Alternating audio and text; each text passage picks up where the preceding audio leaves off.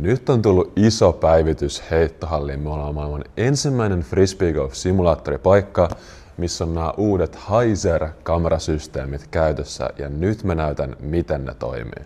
Eli kyseessä on täysin uusi kamerapohjainen laite, eli nyt kiekos ei tarvii minkäänlaisia sensoreita, että se simuloi niitä heittoja. Tämän Hyzerin parhaat ominaisuudet on metrit, sivuttaisuuntainen liike ja nopeus. Ja nyt mä näytän, miten ne toimii. Aina kun tää kamera on vihreänä, niin se tarkoittaa, että siihen voi heittää. Nyt otetaan yksi heitto.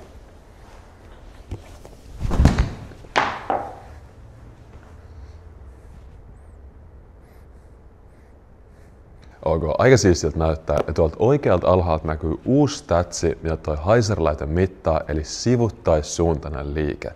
Nyt jos heidät oikeasti sivulle tässä simulaattorissa, niin se kans lentää siinä simulaatiossivulle, ja tää on tosi siistiä, varsinkin kun pelaa ratoja. Sitten otetaan vielä toinen heitto, yksi fore tonne vasemmalla.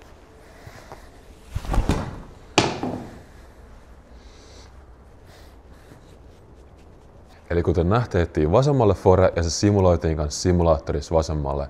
Ja meillä on nyt testistä täällä heittohallissa. Tällä viikolla tää tulee tänne pysyvästi käyttöön. Eli varaikosteessa heittohalli.fi.